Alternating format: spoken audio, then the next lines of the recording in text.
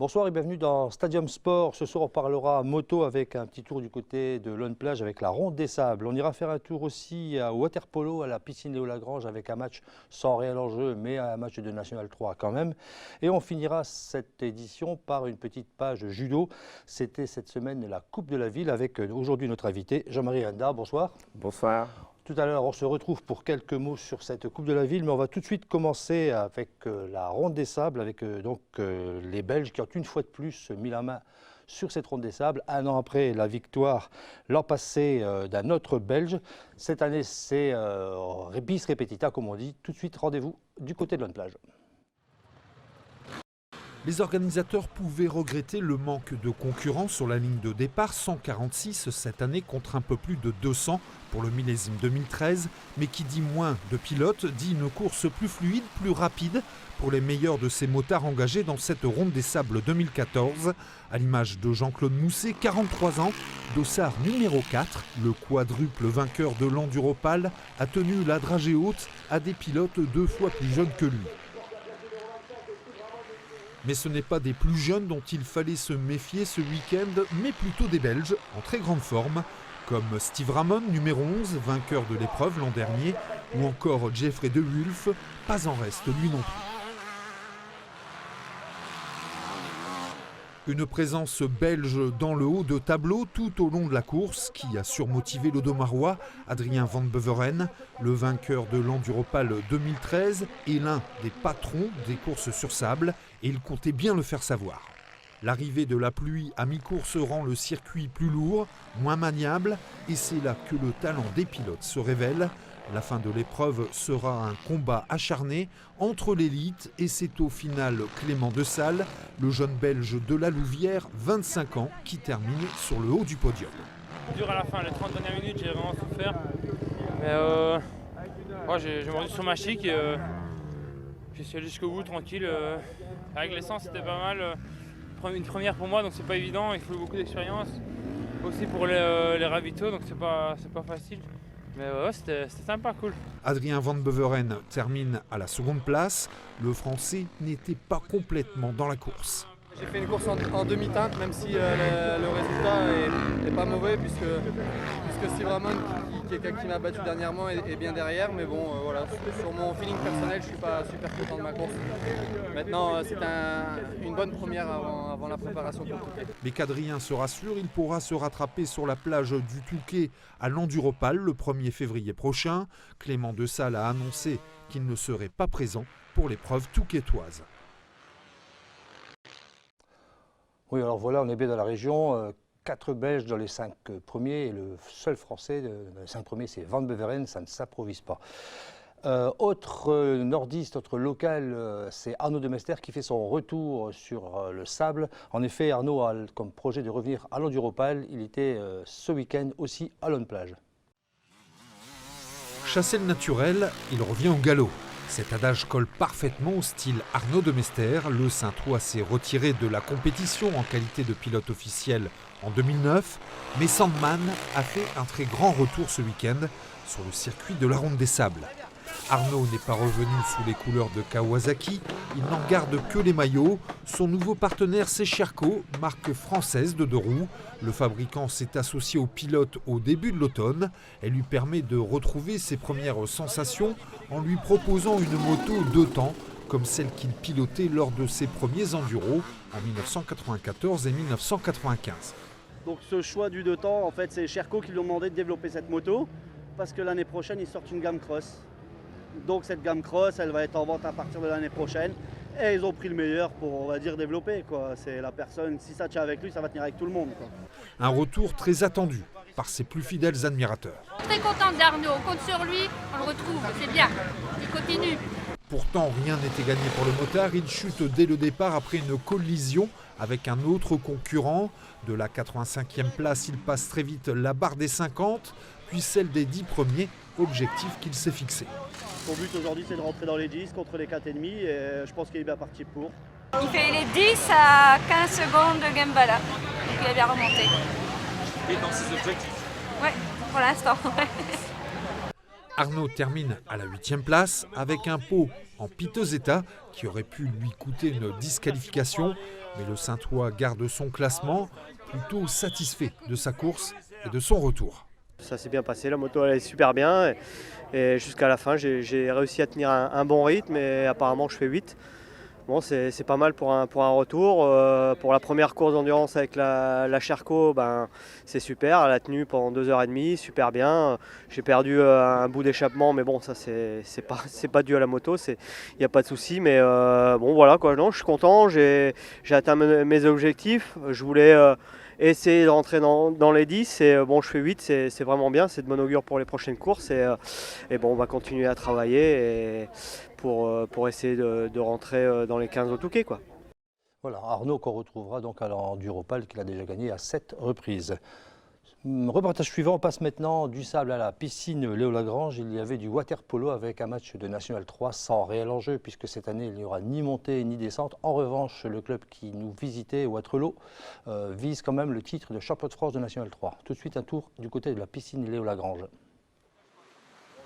Pas d'enjeu pour ce championnat, mais les Dauphins de Waterloo ont à cœur de remporter le titre de champion de France. Et ça se voit, à commencer par la stature des gaillards sur le banc des visiteurs. Beaucoup de joueurs venus d'élite, mais pas de quoi impressionner l'OGS, bien décidé à en découdre. Ce sont les joueurs de la banlieue lilloise pourtant qui ouvrent la marque. Après 1 minute 15 de jeu, les Maritimes tiennent même tête et reviennent à 3-3 grâce à Brian Vézilier. Le premier quart se termine à 3-4 en faveur des Dauphins. Deuxième quart, c'est là que le match bascule. Les Olympiens ne marquent aucun but et laissent même Waterloo prendre 5 longueurs d'avance. Ils auraient même pu tuer le match, mais le portier local Karim Taleb stoppe l'hémorragie par 2 fois. Troisième quart, même punition, aucun but côté Saintois. Les balles pleuvent sur les portiques adverses, mais rien n'y fait. Les Bleus et Jaunes manquent cruellement de réussite en faveur des Dauphins qui enfoncent un peu plus le clou avec un score sans appel, 3-16. Et bah lui il va pouvoir partir, tu vas pouvoir lui remettre. Que si tu restes à côté de lui, c'est ton joueur qui va le prendre lui. Donc ils vont changer. D'accord? Dernier acte, l'occasion de se refaire à minima pour les hommes de Julien Vermersch. Ils n'encaisseront qu'un seul but supplémentaire et marqueront par 3 fois. Score final 6-17 pour les Maritimes qui ne rougissent pas. Il y a encore beaucoup de matchs à jouer. Là je pense qu'aujourd'hui les joueurs ont appris beaucoup de choses. Moi aussi en tant qu'entraîneur j'ai appris beaucoup de choses. Je pense que j'ai un bon groupe et je pense qu'ils nous l'ont fait vivre aujourd'hui et le fait d'avoir une bonne cohésion de groupe. Prochaine rencontre pour l'OGS, Laon à domicile et Saint-Quentin. C'est là qu'il faudra faire la différence avec ces deux équipes très proches des Maritimes au classement général. Voilà, sans transition, on passe maintenant à la page judo. C'était en fait ce week-end donc la Coupe de la Ville. Pour certains des jeunes qui ont fréquenté cette compétition, c'est la toute première approche avec la compétition. Une manière pour eux de tester à la fois leur judo et leur mental. Quelques 350 compétiteurs et une petite quinzaine de clubs de la région réunis sur les tatamis. Bienvenue à la Coupe de la Ville. Une 36e édition qui oppose de jeunes judokas évoluant chez les poussins jusqu'au minime. L'idée étant surtout à beaucoup d'entre eux de connaître leurs premières sensations en compétition. On a des benjamins par exemple qui ont démarré leur première compétition là, qui découvrent des judokas en face, qui ont plusieurs années d'expérience et qui sont là justement pour essayer, voir un petit peu comment ça se passe, l'esprit de la compétition, sachant que ça reste amical, il n'y a rien il y a pas d'officiel là-dessus. La compétition exacerbe les sentiments, parfois on aperçoit quelques pleurs, mais ce sont ça aussi les valeurs du judo, apprendre à se connaître, connaître son adversaire et gérer son mental, même si cette Coupe de la Ville reste un rendez-vous familial. Le judo, ça reste quand même un sport de combat. La blessure, elle est là, elle peut exister, elle peut arriver. On peut, sur un moment de fébrilité, se faire mal. Alors, du coup, oui, avec le moment du stress, on ne sait pas ce qu'on a. On n'ose plus attaquer, on n'ose plus rien faire, on se fait mal. Et puis, oui, il y a la frustration des autres. Après, nous, on est là aussi derrière pour leur expliquer que c'est tout, c'est rien. Il n'y a rien de dramatique. On est là pour se faire plaisir. Du plaisir, c'est certain, surtout lorsque l'on monte sur le podium. Après tout, une compétition reste une compétition.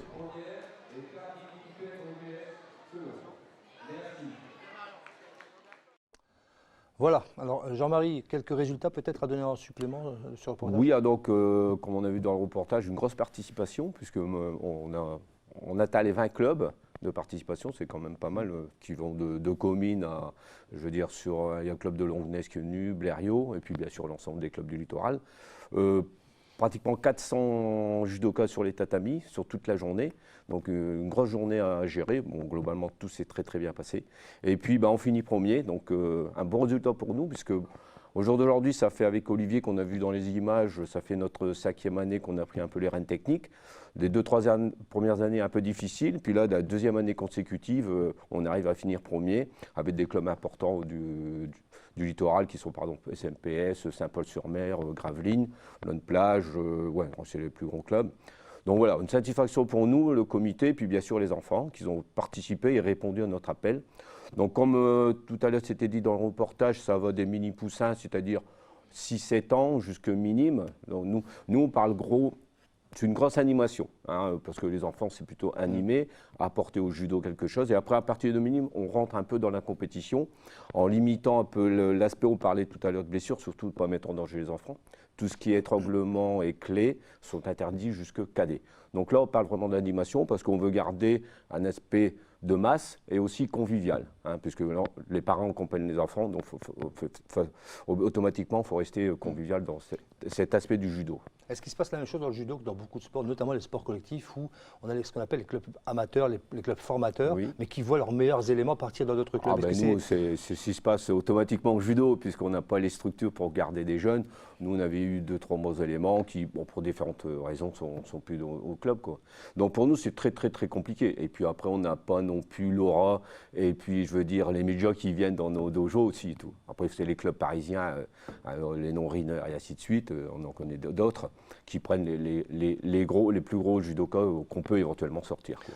Parlons de Riner, justement, est-ce que justement l'attractivité de sportifs hors normes, comme tu as dit Riner, ça amène aussi en matière de fréquentation? Ça a un impact, mais je ne pense pas plus que limité, ça, quoi. Oui, je pense, parce que bon, Riner a une bonne image, hein, il est sympathique, il est fort, donc c'est sûr. Mais je ne pense pas qu'on a eu le même phénomène il y a encore, on va dire, une vingtaine d'années par rapport à Douillet. Bon, c'est pareil, il y a l'effet, par exemple, Jeux Olympiques, puis après, au niveau du judo, ça s'estompe. Surtout au niveau du judo, où il n'y a plus le même aura qu'on avait il y a quelques années, une dizaine ou une quinzaine d'années. Alors, vous essayez d'attirer donc vers le judo avec d'autres actions. C'est-à-dire que, par exemple, vous avez intégré cette année le baby judo, voilà, et le judo loisir, par exemple. Voilà, tout à fait. Alors, baby judo, c'est une nouvelle séance, un nouveau cours qui s'est ouvert. Donc, c'est à partir de 4 ans. Après, avant, on prenait à 5 ans, donc à 4 ans. Donc, c'est Olivier qui s'en charge plus de cet aspect enfant. Donc, les cours, c'est tous les samedis. Et donc là, on a pratiquement une vingtaine de licenciés. Donc, c'est déjà un bon cours à gérer. Hein, parce que des 4-5 ans, il faut savoir. C'est pas facile. Sur le plan pédagogique, c'est pas facile du tout. Donc, ça, c'est quelque chose qui a été mis au club cette année. On verra, je pense qu'on va le continuer. Et ensuite, le mardi, bon, ça, c'est moi qui le gère. Je fais un cours plus technique, kata, hein, qui nous amène à passer des grades, parce que pour passer des grades, il faut passer des katas en judo. Et on l'ouvre un peu dans l'aspect loisir, c'est-à-dire chacun peut venir, bien sûr en respectant la discipline, quelques règles, un plus judo libre. C'est-à-dire si on veut faire de la technique, on fait de la technique, si on veut faire du kata, et après bien sûr, comme un joueur de footballeur, il va faire un match de foot, nous il faut faire du randori. Après, pour faire la compétition. Donc, le randori, c'est l'aspect ludique pour nous, judoka. Donc, ça, on l'a mis en place le mardi. Donc, les gens participent régulièrement. Mais c'est vrai que le cours baby judo est un impact important. Une forte demande des parents, je pense. Prochain rendez-vous prochainement, le geste judo? Alors nous, la prochaine sortie, ça sera le 14 décembre, justement en interclub à Wamil. Hein, donc là, c'est toujours en interclub et les compétitions officielles commencent début janvier parce qu'au niveau fédéral, ils ont changé un peu les catégories d'âge. Cette année, c'était un peu compliqué. Donc tout ce qui est compétition officielle, ça sera à partir de janvier. D'accord. Dans les nouveautés, je pourrais citer également notre site internet. Donc là, c'est une demande du comité. Bon, on a réussi à le mettre en place parce que, pareil, il faut le suivre. Hein, et puis, il faut donner les éléments à communiquer. Donc, notre site internet, c'est Sport TS, voilà. région tout collé, voilà. .ogs.fr. Voilà. Comme d'habitude, c'est compliqué, les sites internet. Ça, si vous voulez tout savoir sur le judo, voilà. sur le GS judo en particulier, voilà. vous y allez. Et puis, c'est tout ce qu'on a Ah dit ben, pour aujourd'hui. nous, au niveau judo, on est toujours en continuité, puis j'espère qu'on aura des résultats comme l'année dernière. Bon, là, on a bien commencé la saison, puisqu'on a eu une nouvelle ceinture noire. Grégory Beauvois, c'est un adulte, donc nous, ça nous fait plaisir. C'est une fierté pour un club d'avoir sa nouvelle ceinture noire, en fait.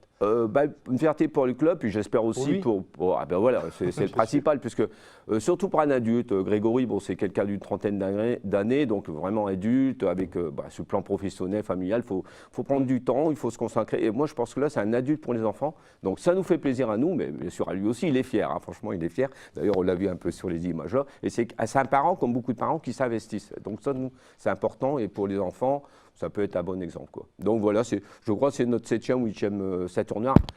Je veux dire avec Olivier, parce qu'on est deux enseignés à l'OGS, avec Olivier et moi-même, depuis qu'on a pris les rênes techniques, comme je disais tout à l'heure. Très bien. C'est sur cette bonne nouvelle qu'on va se quitter. Merci Jean-Marie. Merci à vous de nous recevoir. À très bientôt sur la STV. J'espère, merci. Voilà, c'est tout pour ce soir. Vous retrouverez la semaine prochaine Frédéric Loy qui sera de retour. Bonsoir.